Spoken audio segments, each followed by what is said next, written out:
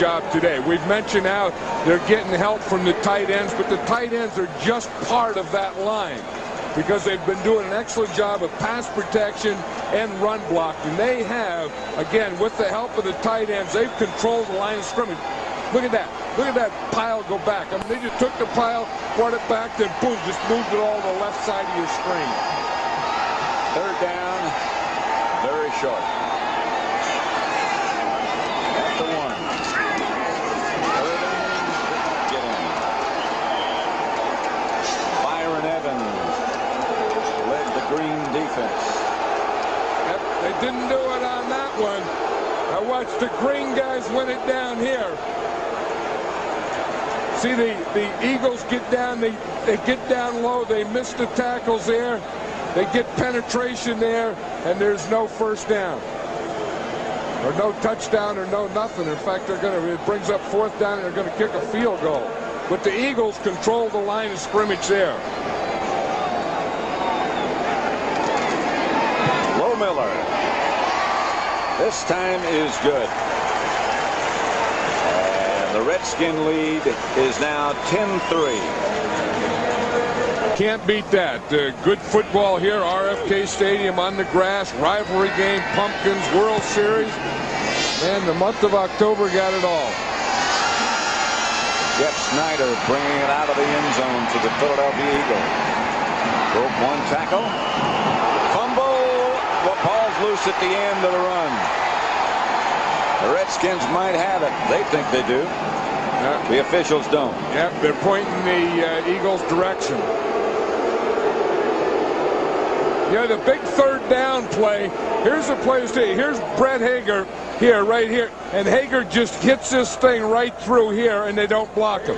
Hager was the guy that made that play that forced him to kick that field goal down there. Hager makes a 3-point play right there. With a pretty strong assist from Andy Harmon. And there was a play right there. You see, the officials ruled that he was down. And the official pointed his finger to the ground. So he was saying he was down before the ball came out. Once he points to the ground, you can start thinking about the next play. Here's Cunningham to throw. Quickly. And caught. And juggled behind the back by Byers, who finally held on, covered by Andre Collins. Andre Collins was right there. In fact, he thought that he had an interception, it looked like. Here's a little half roll by Cunningham. This is a heck of a catch because that ball was tipped or something. That's going sideways, and it's tipped out there by Andre Collins. And then one concentration there by Byers. Byers just took that right out of Andre Collins' hand. Now he's got it behind his back and finally gets control. 3-yard gain after all that. I think it was hit by 3 or 4 guys. That's Byers again. Near first down yardage. Govea and Copeland stopped him.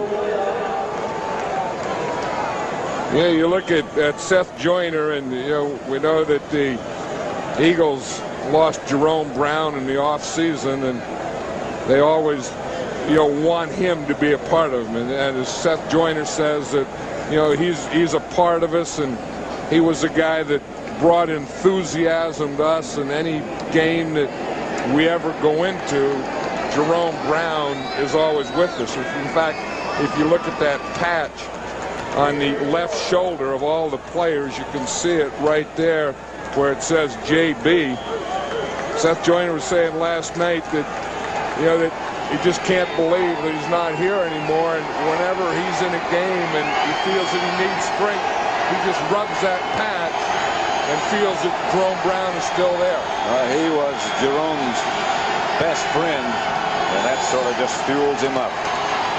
Cunningham outside to Barnett. Calvin Williams this time, beg your pardon. Martin Mayhew up to make the stop. One thing about Cunningham, when he wants to get rid of that ball quickly, he can get rid of it as quickly as anyone. He reminds me a lot of Joe Montana, when we just come, boom, and he sees it, and whack, that thing comes flying out of there. 2 minutes left to play in the first half. The Redskins on top 10-3 at RFK Stadium. RFK Stadium in Washington. 2nd and 4, Philadelphia. Redskins leading 10-3. 2 minutes left to play in the first half. Cunningham outside to Byers. Hit by Marshall. Something has happened to Wilbur Marshall. He's back with the old intensity you said that he seemed to have with the Bears. Well, I think that one thing they did is they started to let him blitz a little more. I think that he got more involved in the game. When he first came over from Chicago, he didn't even play on 3rd downs. And then they started letting him play on 3rd downs. And then they started blitzing him more. And instead of playing the old Redskin defense, they're playing a little for Wilbur Marshall. Pass from Cunningham to Williams complete. That should be enough to move the chains again for the Eagles. The Eagles are going without a huddle now, too. Calvin Williams did a nice job of catching that ball and coming back because there were 2 Redskin defenders right there. About a foot short of a first down. 2nd and just a little bit. Cunningham going for a bunt. Intended for Barnett. I tell you, that doesn't look like much there, but Fred Barnett is one of the few guys in the NFL that can do what he just did. He can run through double coverage. There can be double coverage and he can still beat it. And the other thing that he can do is he can run through a zone. Everyone says you can't throw deep against a zone. If there's a safety sitting in the middle, you can't throw deep. Normally you can't, but Fred Barnett can run through and past it. There aren't many guys that can do that. I had one years ago. Cliff Branch could do it. Roy Green, remember Roy Green? Sure. He could do it, and Fred Barnett can do it. Jerry Rice could do it. We've seen him do it. And Joe Montana was quarterback. Cunningham again going deep, this time for Williams. Flag on the play. See, now Williams can't do it. That's the thing. I think if you have Barnett out there, I think you can throw it into double coverage. I think you can throw it through a zone.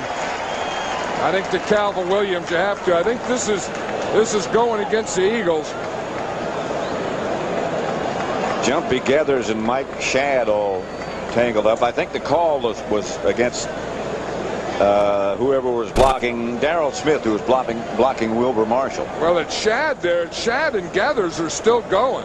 I mean, the play is over.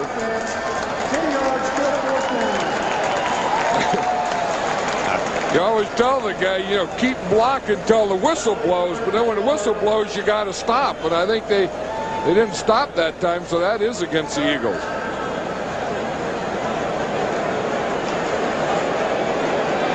Sometimes you get hooked up like that, like Mike Shad there. You're going against Jumpy Gathers.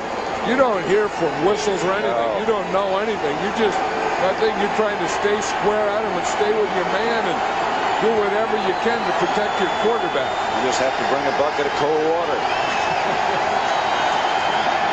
They're after Cunningham again, flushing him out of the pocket. Collins is chasing him. Pass is picked off by Alford Mays.